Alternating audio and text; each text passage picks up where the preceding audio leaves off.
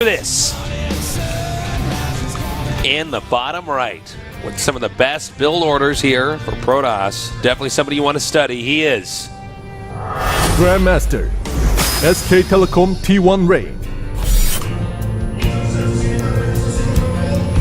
his opponent in the upper left. Can he win this game and the next? He is Master Azubu SuperNova.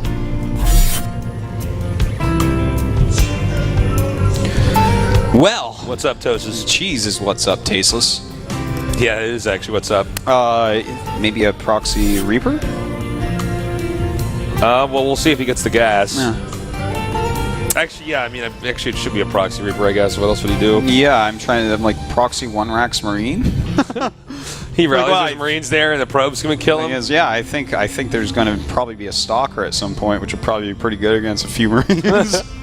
We see him build that reactor as his proxy, and I'm like, well, this just can't work. Yeah. All right, so, yep, it is going to be a Reaper. Yeah. So this actually isn't too cheesy. It's a proxy, but that doesn't mean it's like an all-in or something like that. No, it's not really an all-in. It's just a proxy Reaper, and we'll see how much damage he can actually get done with and how many he decides to make. But have you heard of that movie that's I think it's out now? I don't know if it's out in Korea, but Blackfish? No. Heard about this? It's a documentary about captive killer whales at SeaWorld. No.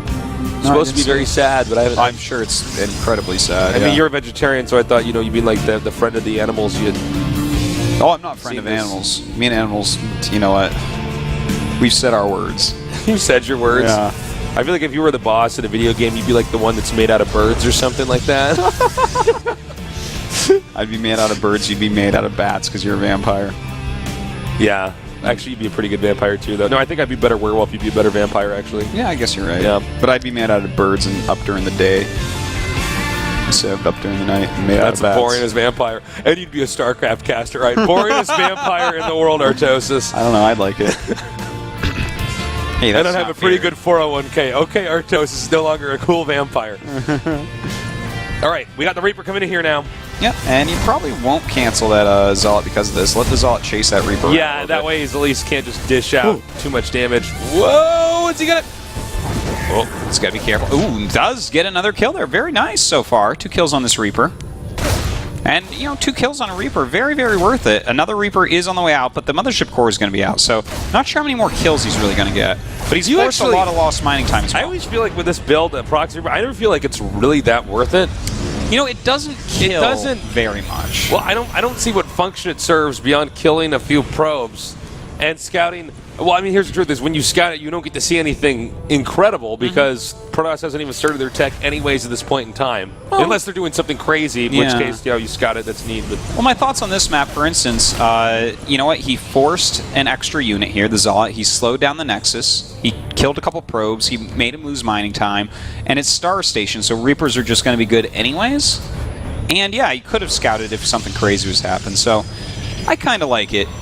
People do forget a lot of times about the lost mining time when microing your probes away, which is pretty significant. That is significant, absolutely. So, that's, I'd say that was a pretty successful... I mean, I just always wonder about the travel time with the barracks, and then the fact that you're having to make the additional barracks back at home, and then... You know what I mean? Your Marine counts reduced. I sometimes even feel like maybe you could do one of those old school sentry pushes with like some zealots off of this. You know what I mean? And it's Protoss. Like do a counterattack, like a quick one? Yeah, like one of those quick ones we saw on Wings of Liberty. Yeah. I guess if you did that and they stopped it dead in its tracks somehow, then you'd be in a really bad spot, though. So I doubt Rain will do such a thing. I'd be kind of surprised if he makes an Immortal. Yeah, we'll see in a minute here. That Robo's almost done, so... and from here, I think SuperNova's going to go in a pretty defensive play. He's using these Reapers to see if he can get in here, do any additional damage, really. And it doesn't look like it. Just kind of forcing Rain to stay at home at least. It's actually incredible how long it takes a Reaper to kill a Zealot. Yeah. Zealots have a lot of hit points. They're pretty strong. Reapers don't do quite the damage to light they used to. I feel like the Reaper is this unit that Blizzard keeps trying to bring back on some bigger meta level, like they're going to make Reapers to harass or something like that. Yeah. It never ends up happening, though. I mean, I think the Reapers Yeah, almost. I mean, it's much. Guaranteed, it's much more used than it was in Wings of Liberty, but I still feel like it's the same story. You know. We do have Immortals on the way, by the way, Tasteless. So it looks like he is going to do another push here. All right. And you know, I said I was going to be surprised, but I guess I'm not too surprised. You know, he slowed him down a little bit, but I don't think the Immortal push is actually going to kill him. He's trying to hide this Immortal. Especially now, yeah. Yeah. Like, when they have 2 Reapers, are you actually going to be able to hide the Immortals? Like, really? On Star Station, you're going to be able to... Where are you hiding them? Is it a different location? It's not a different location on the map. How are you going to hide against 2 Reapers that can jump up anywhere? The funny thing, too, is that Star Station is like the map that Reapers can get in your base no matter what. Yeah. So, and then that you know, pylon being spotted. I take back my take back. I am a little bit surprised. All right. Well, I was right. You know, we're revising it again. Yeah. It has like lines, and now it says stet. Just, you know. Your predictions can be rewritable. It can be amended or whatever, like the Constitution, man. I mean, Appendix 3, Part 4 to Rain versus SuperNova Game 4. In fact, it is kind of weird that he made an Immortal. When was that ever going to work? But no, you know what? He might go into DTs again or something like that. There's a possibility. I don't think it's going to be I don't think DTs would work on this map. No. Well, he'd have to grab a Warp Prism for him, and yeah. But... All right, SCV's up here in the front. There's no way he's going to get in that base, man. Yeah. I think he's actually this is like the posturing thing, where he sits outside and says, "Hi, here I am." Yeah, and then the other guy, you know, has to wonder, are you going to attack me? So he has to keep his SCVs there to repair. It's kind of a complex way to make them not mine. Oh, this could be kind of neat. +1 attack and blink on the way. No, okay, I was trying to figure out if possibly he might be going for, like, threat in the front with an Immortal bust, then blink in the main with Stalkers and force seal the ramp, but I don't think it's actually going to be something quite like that, even though he's going up to a lot of gates. Well, it could be. He's making a lot of Immortals. You know what? He's actually going to go for, like, an Immortal Blink Stalker unit group. I don't even want to call it a composition. That's not a composition. That's 2 different types of units together, man. Let's be real here. Well, let's see if this works, actually. Yeah, it's cool. Rain's build seems like a tweaked version of what he was doing before. A little bit more, in this game at least, a little bit more, a lot more sneakiness, I guess you could say, than the Rain we're used to casting, who I feel was much more just conservative and textbook-like. Yeah, definitely playing a bit different here. I do want to say, if this does go to the last game, I think Newkirk is definitely a map we're going to see completely normal Rain play on, so maybe he wants to mix it up a little bit before then. All right, looks like Protoss going to move out here. Does not get that medevac. +1 attack and blink are both about to finish. He has a lot of gateways now. In fact, I think he has 6 total. 7. Yeah, 7 gateways. So he is committing to this right now. Yeah, this is... you don't make 7 gateways and then naturally expand off the... You know what I mean? It's yeah, 7 gateways into a 3rd Nexus is not always the number one. Yeah, not the most standard way to play the game. Well, those pylons are being found, so that's too bad for him. And also, it does tell SuperNova, excuse me, that Rain is still very interested in being able to warp units right away, and considering Terran's on 2 base, that should usually tell you that Protoss is trying to stay on a 2 base all in. And we do have that Widowmine down there being a little bit annoying. There's actually been 15 probe kills by SuperNova. So that's pretty big, man. I guess he's got to do something. You know what? I guess that maybe that first idea was actually correct. Maybe he is going to threaten the front, blink into the main base type of thing. That could certainly work. And, of course, just having a lot of Blink Stalkers helps you break. No, he's just committing right here. Yeah, looks like he's going to take some down. The first 2 bunkers going to fall in just a matter of seconds here. He's got to be really careful, though. That high ground Widowmine doing a good job. And, yeah, another drop over here from SuperNova. I got to say, SuperNova looks like he's in pretty good standing so far. He is, yeah. I don't really know if... You know, I feel like Rain got... pushed into a position where it was really hard to get to where he is now, and now he's not able to use what he has. You know? You know, it's been such kind of almost a weird haphazard plan going for Immortals first. Because if this was always supposed to be Blink Immortal, you think he probably gets the Twilight a bit quicker. Exactly, yeah. Going into the Immortals first, get them scouted, nothing works, goes into Twilight, gets Blink, keeps making Immortals, goes up, His pylons have already all been found, easily held. He's being drop harassed in the meantime. It's kind of gross. Gross indeed. Yeah. So now we have SuperNova moving out here with these 4 medevacs. Now, if he drops in a location that Rain is not anticipating, he can do a lot of damage. I mean, you can even pick off a Nexus with this amount of units. And note, he's got no pylon there, nothing to watch for this. So he's going to be very surprised when this comes in. Oh, God, he's going to lose all sorts of stuff. He's going to get the pylon. Oh, this is gross. He might get that. He's going for the Nexus, and if he gets that, that is a huge deal. And it looks like he will, in fact, get it.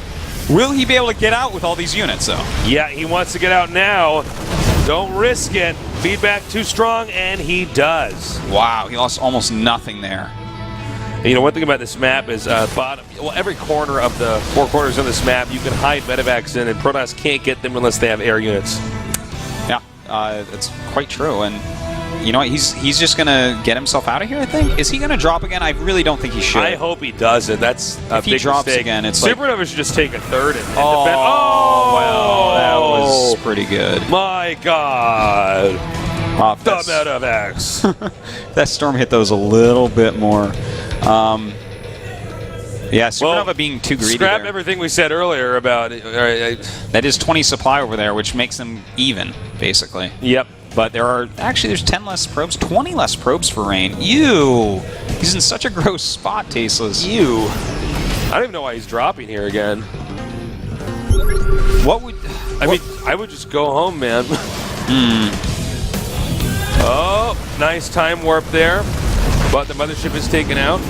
And I can't believe how he's still harassing with this medevac that has, like, no hit points. Yeah. He could have left one stalker over there and sniped both. Yeah, yeah. All right, see? That's why you should have gone home. Yeah, maybe he's just trying to keep him busy while he macros a bit more, knowing that he's going to have so much more supply due to not losing in the command center. I don't know, man. I really don't like it. I don't either. It's, again, the best adjective I can come up with is gross. Or the best describing word here. All right, here comes that medevac now. Headed. What are you laughing at? I was just thinking of all the things I'd rather do than be in the position Rain's in right now. Oh, no kidding, yeah. A lot of things, Tasteless. Well, you know, though, if he does lose this, it's okay. There's the final game, Game 5, so... Well, he's dropping once again. Rain pushing forward right now. SuperNova going to pick off some of these units before they even get up there. It's kind of almost a little bit sloppy here. A little bit too much of a parade here, not much of a push. They're in single file line to die. And now the Zealots are coming up here, and this is just not going to work. I think this game's almost over, man.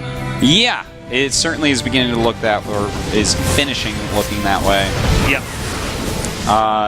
SuperNova, not going to be broken, man. He's up by 50 supply, continuing to harass. And you can see Protoss has no real plan of expanding here, so... No. Pretty disappointing play, to be totally honest, here from Rain. Weird choices by Rain. One of my least favorite Rain games that I've seen personally. Yeah. That medevac's still harassing, by the way. He's got 2 Marines left in him. The one that you thought should go home forever ago. Yeah. All right, here comes another attack over here. Storms on those ghosts.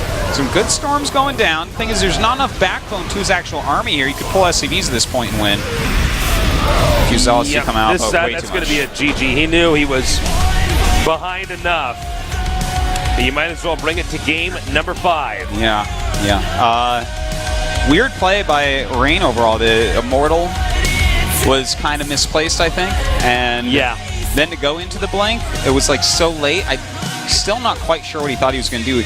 You know, if to be fair, if SuperNova was out on the map trying to be his aggressive normal self, then the play that Rain went for with the blank could have been very nice. He might have been able to get one favorable confrontation and like chase him down with blank and kill off like all the medevacs or something like that. Yeah.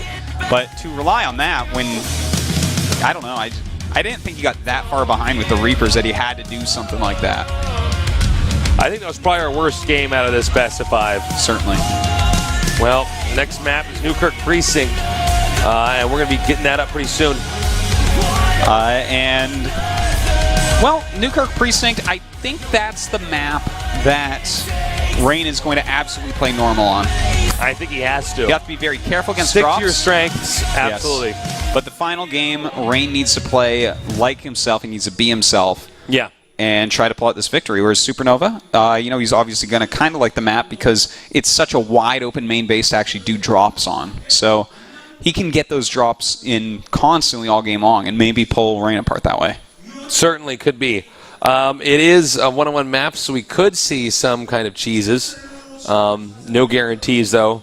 The closest we've gotten to a cheese is that last game, and that's not even really a cheese. He's just proxying the barracks, so you can get the Reaper up there. Yeah. I think a lot of people actually get confused about what cheese is or what an all-in is. You know, he didn't like overcommit to that. You know, he didn't commit everything. Say I have to do this much damage or I'm dead. You know, it was just kind of like a different way to open. He got a little bit of early damage, and it really worked out for him because he saw everything Rain was doing. And you know what I feel like is maybe because that map is a little bit harder against Terran, Rain was like, well, I'm going to do an Immortal push here. And once he blocked the Reapers for a little bit, he's like, okay.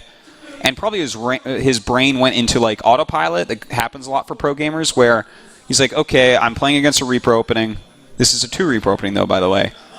I'm going to go ahead into this build that I had planned. I do this in practice anyways. Because a lot of people open up like 1 Reaper there against Protoss anyways. But with the second one, gets scouted, nothing goes right, yada, yada, yada. He's dead.